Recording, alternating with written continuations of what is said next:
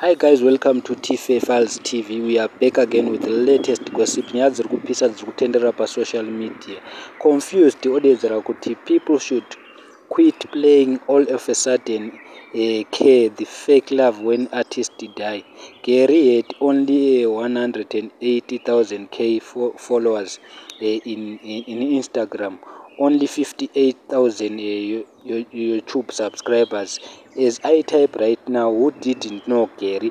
Tosvataurwa naCounfuzed nevamwe vazukuru vambuya nehanda vachidedzera kuti ezvinezvi vanhu vese vakungoti ngaazororere murigare ngaazororere mugare, asi paya achirarama mamusina basa maitadza nekuti happy birthday kwaari. Ndozvaachitaurwa naCounfuzed nevamwe vazukuru vambuya nehanda, because mukatarisa almost everyone ari kuti ngaazororere murigare, asi vaitadza kumusapota, vaitadza kusapota music yake. Saka aenderera mberi Qounfuzed achiti support people whilst they are still alive, post and share their music. Hanzi posta music yavo moisapota.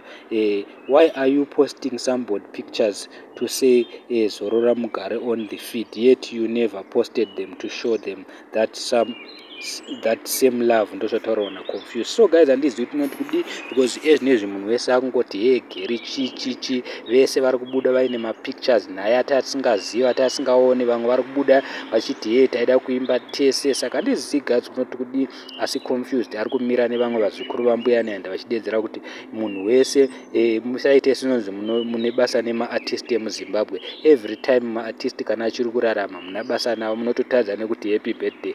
Ezvinezvi nekuti anenge afa makuita senonzi mune basa navo. Vana va you don't care about them. Tiri kuzviziva, tiri kukuona. Handizii guys kuti munoti kudii nazvo zviri kutaurwa naCounfuzed nevamwe vazukuru vambuya nehanda nemamwe maartist ari kumira naCounfuzed achidedzera kuti kana tichirarama havana basa nesu, they don't care about us, they don't share our music.